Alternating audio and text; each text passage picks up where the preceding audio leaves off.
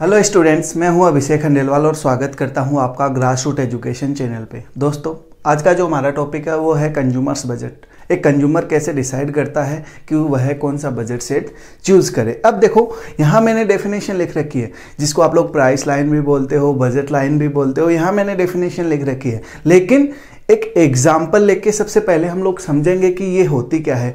Example से जल्दी समझ में आएगा कि ये बजट सेट होता क्या है या जो बजट लाइन है वो होती क्या है। तो देखो, ध्यान रखना, जैसे मान लो एक एग्जाम्पल है, ठीक है। उस एग्जाम्पल में जो बजट है हमारा 60 रुपये है। मान लो ए के पास 60 रुपये है, ठीक है। अब वह इससे दो गुड्स परचेज कर रहा है, एक्स और वाई। एक्स है वो 2 रुपये की है और जो y है वो 1 रुपये की है। x 2 रुपये की और y कितने की है? 1 रुपये की। अब एक चीज सोच के देखो यार, अगर मैं यहाँ पॉसिबिलिटीज बनाना चाहूँ कि 60 रुपये में मैं क्या क्या पॉसिबिलिटीज बन सकती है, क्या क्या खरीद सकता हूँ, तो देखो यहाँ मैंने लिखा x और यहाँ लिखा y, क्वांटिटी ऑफ x। ये याद रखना, क्वांटिटी ऑफ x और क्वांटिटी ऑफ y। अगर पूरे के पूरे पैसे में कहाँ खर्च कर दूँ? y के ऊपर, ठीक है। तो इसकी कितनी क्वांटिटी परचेज कर पाऊंगा? 60। और इसकी कितनी परचेज कर पाऊंगा? 0। ये पहली क्या हो गई? पॉसिबिलिटीज, ठीक है। पहली पॉसिबिलिटीज क्या हो गई कि x की तो मैं 0 परचेज कर पाऊंगा और y की पूरे 60, जब y पे पूरा खर्च कर दूं, क्योंकि 60 रुपए है मेरे पास। दूसरा देखो, अगर मान लो मेरे को x परचेज करनी है तो y में से कुछ कम करूंगा। तो मान लो मैंने यहां दूसरी पॉसिबिलिटीज बनाई, ये वाली। ये देखो, 10 क्वांटिटी मैंने इसकी परचेज की, ठीक है। 2 रुपए की एक है, कितने रुपए खर्च हो गए? 20 रुपए। अब कितने बचे? 40 रुपए।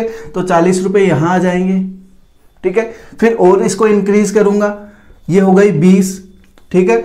तो अब देखो, 20 दूनी 40, 20 यहां बच गए, तो ये पॉसिबिलिटीज बन गई।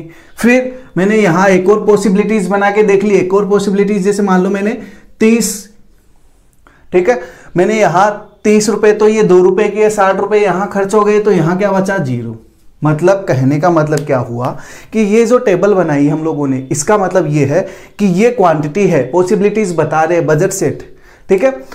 कि अब ये यहां देखो 10, 20, 30, मैक्सिमम अगर मैं x क्वांटिटी खरीदता हूं तो कितनी खरीद पाऊंगा? 30। क्यों? 2 रुपए की एक है, 30 × 2 मेरे पास कितने रुपए है? 60 रुपए, ठीक है। और y कितने की? 1 रुपए की, तो ज्यादा से ज्यादा कितनी खरीद पाऊंगा? 60। तो ये जो अलग अलग पॉसिबिलिटीज है ये कहलाते हैं बजट सेट। देखो, बजट सेट की डेफिनेशन पे चलो, यहां से मीनिंग क्लियर होगा। Collection of all bundles available to a consumer. Collection, ठीक है, ऑफ ऑल बंडल्स, जितने भी बंडल है उन सबका कलेक्शन, जो कि कंज्यूमर के लिए प्रिवेलिंग मार्केट प्राइसेस पे और जो डेफिनेट इनकम है उसके ऊपर उपलब्ध है। ये रहा आपका डेफिनेट प्राइस और डेफिनेट इनकम, दोनों दे रखी है। 60 रुपए और दोनों का प्राइस दे रखा है। तो ये अलग अलग बंडल सेट दे रखा है कि या तो ये चूज कर सकते हैं, या ये चूज कर सकते हैं, या ये पॉसिबिलिटी चूज कर सकते हैं। तो ये कहलाता है आपका बजट सेट। देख लो, ठीक है। फिर लिख रखा है कि budget line is drawn on the basis of the budget set, और जो बजट लाइन है वो ड्रॉ की जाती है बजट सेट के आधार पे। अब देखो, इसको हम लोग ग्राफिकली कैसे रिप्रेजेंट कर सकते हैं वो समझना। कि जैसे मान लो ये है, ठीक है, मैंने यहां x की क्वांटिटी लिखी और यहां लिख दी y की क्वांटिटी, ठीक है। अब यार एक चीज सोचो, x की ज्यादा से ज्यादा कितनी खरीद पाऊंगा? 30। तो यहां जैसे मान लो मैंने 10, 20 और 30, मतलब ज्यादा से ज्यादा इतनी खरीद पाऊंगा। और y की ज्यादा से ज्यादा कितनी खरीद पाऊंगा? 60। तो मैंने यहां 20 के डिफरेंस से बना लिया। अब एक चीज बताओ कि इसकी इतनी ज्यादा खरीद पाऊंगा और इसकी इतनी। y की तो 60 खरीद सकता हूं और x की 30। इन दोनों पॉइंट को मिलाने के लिए मैं एक लाइन खींच देता हूं, ठीक है। मतलब ज्यादा से ज्यादा इतनी और ज्यादा से ज्यादा इतनी। तो ये जो लाइन है वो कहलाती है आपकी बजट लाइन। मतलब जो एक कंज्यूमर का बजट बताती है वो है आपकी बजट लाइन। कहने का मतलब क्या हुआ कि अगर पूरा वाई पे खर्च करते हो तो ज़्यादा से ज़्यादा कितना खरीद पाओगे 60, और एक्स पे एक्स पे पूरा का पूरा एक्सपेंडिचर करते हो तो ज़्यादा से ज़्यादा कितना खरीद पाओगे। ये आपकी क्या कहलाती है, बजट लाइन, या जिसको आप लोग प्राइस लाइन भी बोलते हो। लिख रखा है कि graphic representation of all combination that consumer can buy with his income at the prevailing prices. Meaning clear हो गया? ठीक है, जो कंज्यूमर का बजट बताती है, बता रही है भाई 60 रुपए में ज्यादा से ज्यादा इतना, या एक्स खरीदोगे तो इतना परचेज कर पाओगे। ठीक है, also known as price line, इसको प्राइस लाइन के नाम से भी जानते हैं और मार्केट ऑफर लाइन के नाम से भी हम लोग इसको जानते हैं। तो आई होप जो मीनिंग है वो आप लोगों का क्लियर हो गया होगा। एक चीज और याद रखना, ये वाली चीज है, ये वाला जो एरिया है, ठीक है, ये आपका कहलाता है अटेनेबल पॉइंट या फीजिएबल पॉइंट। ठीक है, संभावित क्षेत्र जिसको आप लोग बोलते हो। और ये वाला आपका कहलाएगा नॉन अटेनेबल, भाई जो अटेन ही नहीं कर सकते, या नॉन फीजिएबल। क्यों? हमारा बजट है इतना ही, इससे ज्यादा हम लोग नहीं परचेज कर सकते। क्यों नहीं कर सकते?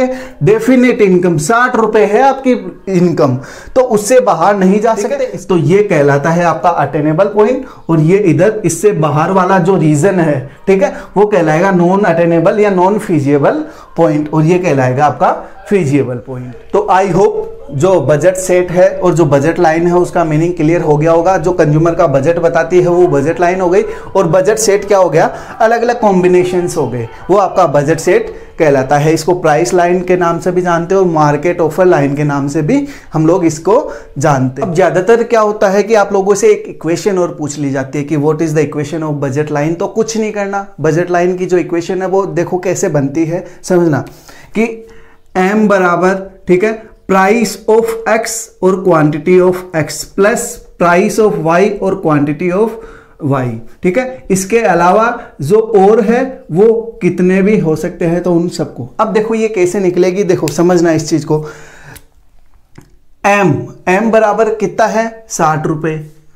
ठीक है, अब देखो कैसे बन रही है, लोगों को कुछ नहीं करना है, सिंपल सी इक्वेशन है, उसको हम लोगों को सोल्व करना है। अब देखो 60 रुपए हमारा बजट है, उस 60 रुपए में हम लोग क्या क्या परचेज कर सकते हैं वो हमारी बजट इक्वेशन है। देखो कैसे, प्राइस ऑफ एक्स और quantity of x. Price of x, मान लो कि कोई भी एक बजट सेट आप लोग चूज कर लो, ठीक है, कोई सा भी ले लो। जैसे मान लो हम लोग पॉसिबिलिटीज ले रहे हैं सेकंड वाली, ठीक है। अब सेकंड वाली में देखना कैसे आएगा कि price of x, price of x, तो ये एक्स की जो प्राइस है वो कितनी है, 2 रुपए, इनटू क्वांटिटी ऑफ एक्स, तो कितनी परचेज कर रहे हैं, 10, तो यहां 10, plus price of Y, Y का प्राइस कितना है, 1 रुपए, इनटू क्वांटिटी कितनी है उसकी, 40।